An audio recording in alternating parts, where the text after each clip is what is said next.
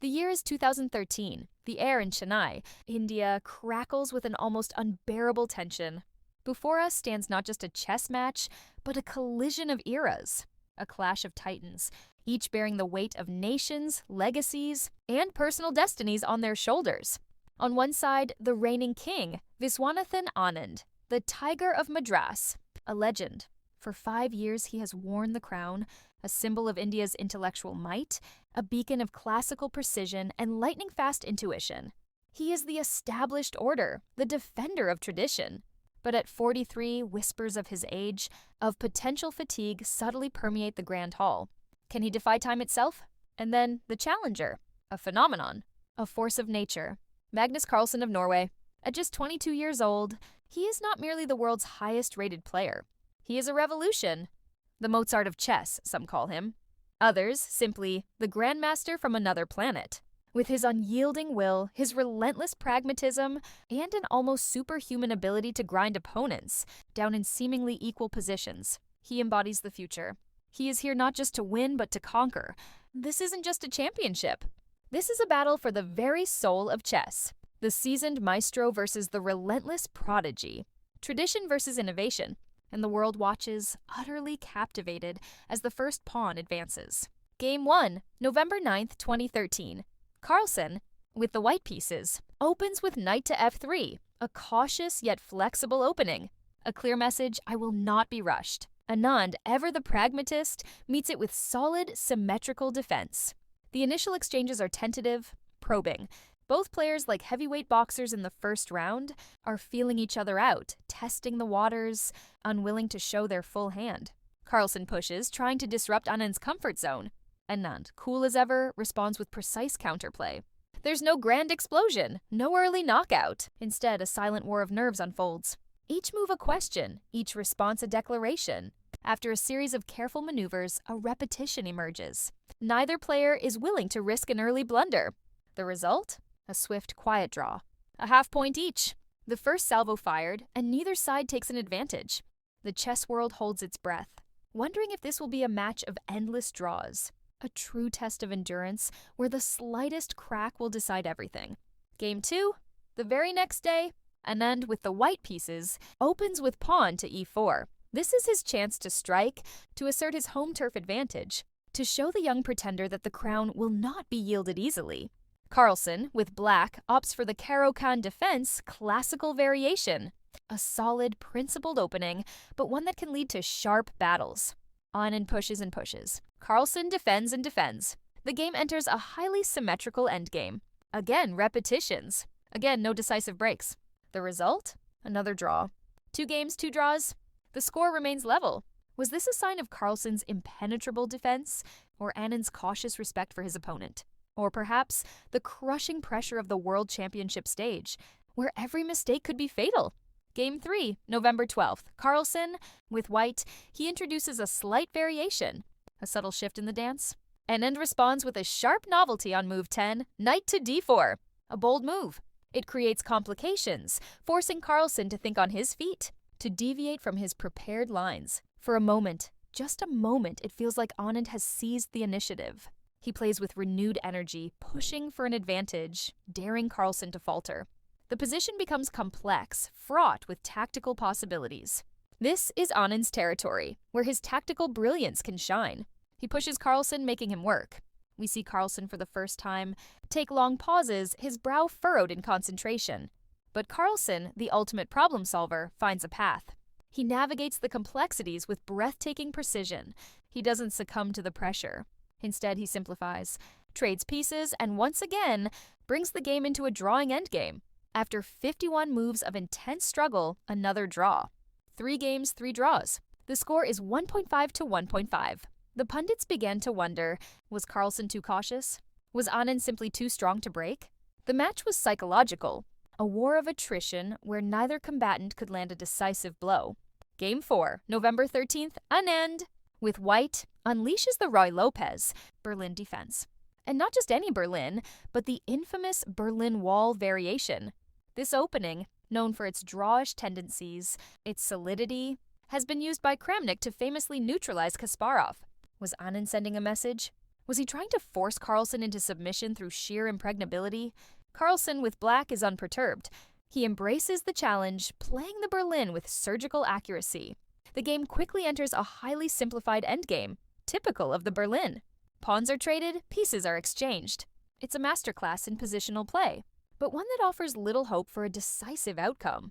Anand tries, he truly tries, to squeeze something out of nothing, but Carlsen's defense is absolute. Like a fortress built into a mountain, it simply cannot be breached. After 65 moves, it's yet another draw. 4 games, 4 draws. The match stood at 2-2. The pattern was set. Or so it seemed. The chess world, while respecting the quality of play, yearned for a breakthrough. They longed for the drama, the decisive strike. Little did they know, the storm was brewing. The calm before the tempest was about to shatter. The air of invincibility surrounding these draws was about to crack, and what would follow would forever change the landscape of chess. Game 5. November 15th, Magnus Carlsen, with the white pieces, steps to the board. There's a different aura about him today. A palpable shift in his demeanor. The cautious probing is over. Today he will attack. Today he will demand victory. He opens with pawn to c4, an English opening that quickly transposes into a semi-Slav, a sharp tactical battlefield. Anand responds with equal vigor. This is the championship after all. There is no retreat. The game quickly becomes an intricate dance of tactical skirmishes. Carlsen plays an aggressive martial gambit variation, sacrificing a pawn to seize the initiative. He throws the gauntlet! Anand, ever the tactical genius, accepts the challenge. The middle game is a whirlwind. Knight's leap, bishop's slice, rook's eye open files. Carlsen finds an ingenious way to create a passed pawn. Anand tries to simplify, to dull the sharp edges, to bring his king to safety. But Carlsen's pressure is relentless, suffocating. His pieces coordinate with terrifying precision. It's like watching a grand symphony of destruction, orchestrated by a genius. Anand, known for his ability to defend in dire situations, fights with everything he has. But Carlsen is a grinder like no other. He pushes relentlessly, meticulously, turning every tiny advantage into a colossal threat. The clock ticks down, adding another layer of agony for Anand. The tension is unbearable. Every spectator feels it. Then the moment of truth. Anand makes a critical error. Under immense pressure, he falters. Carlsen pounces. He simplifies into an endgame where his passed pawn, supported by his king and rook, is unstoppable. Anand's resistance crumbles. On move 58, after a brutal struggle, the unthinkable happens. Anand resigns. The crowd gasps. The silence is deafening, then erupts. Magnus Carlsen, the young challenger, has drawn first blood. He has broken the deadlock. He has wounded the king. The score, Carlsen 3, Anand 2. The narrative has shifted. The game has changed. The tension, once a slow burn, has ignited into a raging inferno. Anand, the defending champion, is now in a deficit. The pressure on him is immense, and Carlsen, now with a lead, smells blood. The World Championship match has truly begun. The shockwaves from Game 5 reverberated across the chess world. The drawfest was over. Carlsen had not only won, he had done so with a tenacious, grinding style that left Anand, the tactical wizard, reeling. The world watched, breathless.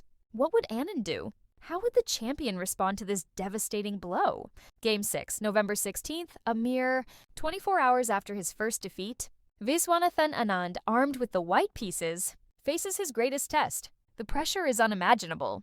He needs to stabilize, to show resilience, to prove he is still the undisputed champion. He plays the Ruy Lopez, Berlin defense once more, an opening that had previously led to solid, if uninspiring, draws. Was this a calculated risk or a sign of conservative panic? Carlsen, however, approaches the Berlin with a predatory mindset. He doesn't seek a safe draw. He senses weakness. He feels the tension in the air, the desperation across the board. The game develops with its typical quiet opening, but Carlsen keeps the position alive, finding subtle imbalances, pushing Anand to the absolute limit. The middle game unfolds and suddenly disaster strikes. Anand, under the relentless psychological pressure, makes a series of critical inaccuracies. A pawn here, a tempo there. Each small misstep accumulates, snowballing into a significant disadvantage. Carlsen, with his unparalleled endgame prowess, converts these tiny advantages into a tidal wave of pressure. Anand fights valiantly, a true champion refusing to yield. He tries to create counterplay, to find some defensive fortress. But Carlsen is like a boa constrictor, slowly, inexorably tightening his grip. His pieces advance with a terrifying coordination. The game descends into an endgame where Carlsen's extra pawn, combined with his superior king activity, is simply overwhelming. The final moves are a masterclass in endgame technique. Carlsen doesn't rush. He meticulously guides his pawns to promotion, leaving Anand no escape. On move 67, with his king exposed and his position utterly hopeless, Anand resigns again. The chess world collectively gasps. 2 crushing defeats in a row. The score, Carlsen a commanding 4. Anand a reeling 2. The defending champion is not just down, he is reeling. The legendary Tiger of Madras looks wounded, perhaps fatally. The momentum has swung entirely, decisively, to the young Norwegian phenom. Carlsen is not just winning, he is dominating. The very next day, a rest day. A critical pause. For Carlsen, a moment to savor his significant lead. For Anand, a desperate scramble to regroup, to find some inner strength, to understand how his once impenetrable game had shattered. Game 7, November 18th. Anand, with white, tries to steady the ship. He returns to the familiar Ruy Lopez Berlin defense. A logical choice, perhaps, to avoid any further complications, any more tactical bloodshed. The message seems to be, I will not be broken again. Carlsen, with a comfortable 2-point lead, is in no hurry. He meets the Berlin with his usual precision. He has no need to force the issue. His strategy now is clear. Maintain the advantage, avoid unnecessary risks, and let Anand be the one to press, and potentially to blunder. The game unfolds cautiously, a mirror image of the earlier draws, but with an underlying psychological edge now firmly in Carlsen's favor. Both players display solid technique. Anand tries a few minor probes, but Carlsen defends effortlessly. The position remains balanced, lacking the sharpness that led to the previous decisive results. After 32 moves, it's a mutual decision. Another draw. A moment of respite, perhaps? But for Anand, time was running out. He was still 2 points down, and with only 5 games remaining, he desperately needed a win. Carlsen, however, was in his element. The draw suited him perfectly. Game 8, November 19th. Carlsen, with white, opts for another Ruy Lopez Berlin defense. This time he is the one pushing the Berlin. Anand, with black, must now find a way to break free from its suffocating symmetry, to create a position where he can fight for a win. The game follows a relatively well-trodden path. Carlsen's aim isn't a flamboyant attack. It's a slow, relentless squeeze. He applies subtle pressure, asking questions of Anand, probing for any crack. Anand, ever resilient, finds accurate defensive moves, keeping the position relatively balanced. It's a testament to Anand's fighting spirit that he can hold his own against. Carlsen's meticulous pressure in these situations. But it's Carlsen's game, his pace. He dictates the tempo, confident in his ability to extract something from nothing if given enough chances. Again, the game simplifies into an endgame. Again, it is drawn. The score stands at 5-3 in Carlsen's favor. With only 4 games left, the task for Anand looks insurmountable. He needed 2 wins just to equalize, against an opponent who seemed immune to defeat. The weight of the World Championship. The hopes of a nation rested heavily on his shoulders. Could he possibly mount a comeback? Or would the young king complete his conquest? Game 9, November 21st. The score is 5-3 in Carlsen's favor. For Anand, the reigning champion, this is it. His back is against the wall. He cannot afford another loss. He must win, or the crown will slip from his grasp. Anand desperately needs to score to keep his hopes alive. The weight of his legacy, the hopes of India, crush down on him. Anand, with white, eschews caution entirely. He plunges into the treacherous waters of the Nimzo Indian defense. Semish-Variation. This is a sharp, aggressive opening, known for its complex pawn structures and tactical possibilities. This is the Tiger of Madras unleashed, a desperate, magnificent roar. He plays with fire, pushing for complications, sacrificing material to tear open lines, to create the chaos he needs to win. The game explodes into a wild, thrilling ride. Anand's intentions are clear from the outset. He wants to destroy Carlsen's king. He advances his pawns with chilling determination, ignoring Carlsen's attempts to consolidate. Anand plays pawn to g4, in a bold pawn storm on the king side, announcing his intent to go for Carlsen's throat. The board is a whirlwind of tactical skirmishes. Knight's leap, bishop's slice, rook's eye open files. It's exhilarating, terrifying, and utterly captivating. Anand continues his relentless charge. He pushes pawn to g5, a direct assault, opening a path for his rooks, seemingly aiming for checkmate. For a moment, the world holds its breath. It feels like the old Anand is back, the tactical genius who could conjure victory from thin air. The momentum, for a fleeting, glorious instant, swings back to the champion. He plays with renewed energy, daring Carlsen to falter, forcing him into defensive contortions. We see Carlsen for perhaps look genuinely uncomfortable, his brow furrowed in concentration, taking agonizingly long pauses. But Magnus Carlsen is not just a player. He is a force of nature, a cold-blooded calculator who thrives in complexity. While Anand is trying to weave a mating net, Carlsen is meticulously identifying the threads that are missing. He navigates the treacherous waters with the precision of a surgeon. Anand's aggressive play opens lines. Yes, but it also creates subtle, yet fatal, weaknesses elsewhere on the board. Then the twist. The moment the dream for Anand begins to unravel. On move 16, Anand plays pawn to e4, pushing his pawn, seemingly to open up more lines for attack to keep the pressure on. But this, agonizingly, allows Carlsen a crucial tempo. Carlsen responds with knight takes on c1, a brilliant trade that eliminates Anand's bishop, and critically, clears the path for Carlsen's own devastating counterattack. From this moment, the narrative shifts dramatically. Anand's aggressive moves, aimed at creating a kingside storm, inadvertently create a runaway train on the queen's side. Carlsen finds the precise counterblow that turns the tables. His unshakable nerve doesn't rush. He simply allows his b-pawn to march. Anand fights on, desperately trying to block the advance, to create a miracle. His eyes fixed on Carlsen's king, he envisions a desperate escape, even a counterattack. Indeed, Anand is threatening a forced checkmate on h7 with his queen. He plays with the furious conviction of a champion refusing to fall. But Carlsen's vision penetrates the chaos. He sees through Anand's final desperate attempt. Just as Anand is poised to deliver his fatal blow, Carlsen unleashes his own crushing counterpunch. With the unstoppable force of destiny, his b-pawn promotes with check. Anand, shocked, must respond to the immediate check. In a moment of high pressure, he blocks with his knight to nf1. A natural, yet fatal, mistake. The bishop on c1, had it moved to f1, could have been a defensive piece, perhaps enabling a desperate defense. But with the knight, Anand's defense cracks wide open. Carlsen pounces with the precision of a predator. He swings his newly minted queen to a devastating square queen to e1. A move of shocking simplicity, yet absolute power. This single move does more than just attack. It prevents Anand's rook from ever reaching the crucial e4 square, cutting off any desperate defensive maneuvers. And seizing the very avenue Anand's rook needed for counterplay, Anand's mating attack is gone, evaporated like mist. The champion, seeing the inevitable, with no defense left, no escape from the relentless march of Carlsen's power, Anand resigns. The score, Carlsen a staggering 6.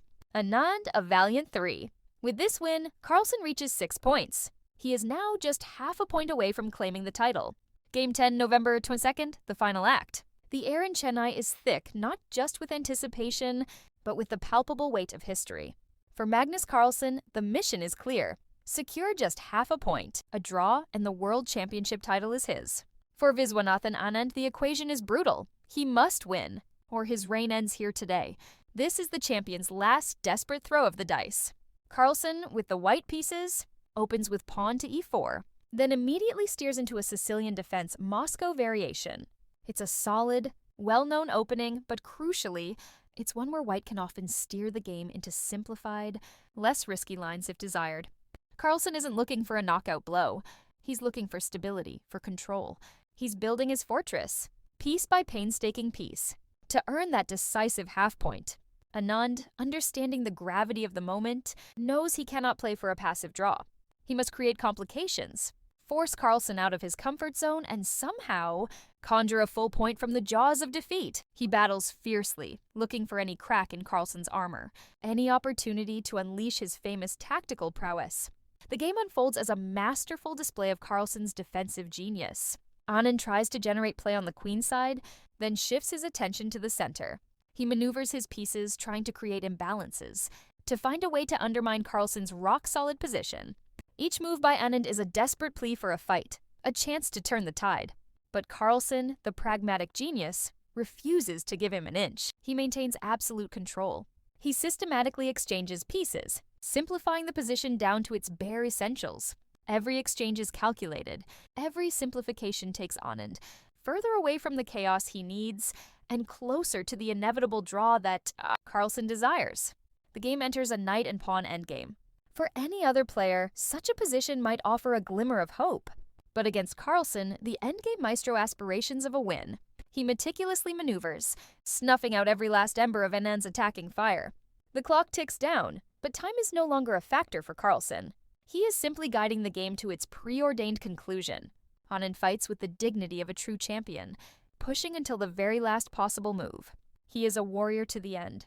They both promote their pawn into a queen at the end. But the endgame is too simplified. Carlsen's technique too perfect. After 65 moves, the game reaches a position where neither side can force a win. A final, inevitable handshake. It's a draw.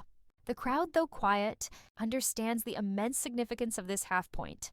With this draw, Magnus Carlsen reaches 6.5 points. The match is over. He has done it. Magnus Carlsen, the grandmaster from another planet, is the new world chess champion. At just 22 years old, he has conquered the chess world, dethroning the legendary Viswanathan Anand with a dominant 6.5 to 3.5 victory. This wasn't just a win. It was a changing of the guard, a testament to a new era of chess, defined by relentless pressure, unparalleled pragmatism, and a truly universal understanding of the game. Anand, the defending champion, faced a force that simply could not be stopped. He fought with honor and grace, but today belonged to the future. The chess world stands in awe of its new king, whose reign promises to be as captivating as his rise. The 2013 World Chess Championship, the moment a prodigy became a legend.